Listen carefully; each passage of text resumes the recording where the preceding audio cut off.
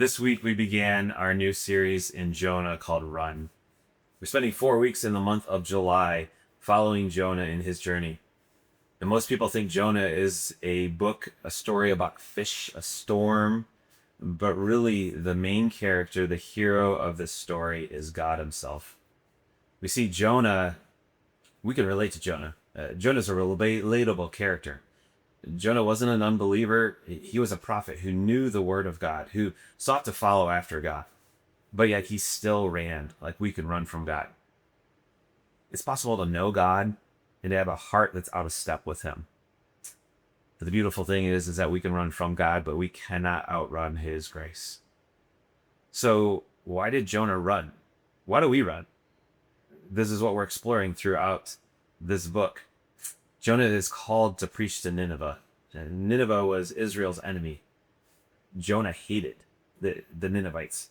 They were violent, they were brutal, and Jonah did not want God's mercy extended to the people that he believed deserved judgment.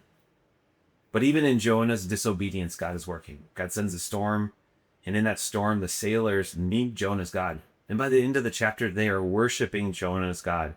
He has shared his God with them, even though he was running. And God can accomplish his wills and purposes through both our obedience and our disobedience. But again, the story is not about me. It's not about you. Rather, the story is about God's heart always being for all people, for me and for you and for all the people around us. Because the truth is that no one is too far gone from God. The gospel is for everyone. So the question we wrestle with is who is our Nineveh? Jonah had a Nineveh to go to and he ran away. Who have we written off? Who do we struggle to believe that God could save? Who do we struggle to believe that God actually loves and would pour out his grace and mercy and forgiveness? And God calls us to love people the way that he did. The gospel always points us to Jesus. Jesus did what Jonah resisted. Jesus did not run from us as sinners. He moved towards us.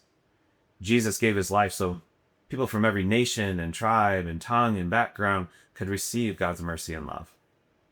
And so as we walk through the rest of the book of Jonah, my prayer is that God won't just teach us about his mercy and love and grace. Rather, he'll change our hearts to reflect it. Because the gospel isn't just good news for a small group of people. It's good news for the world.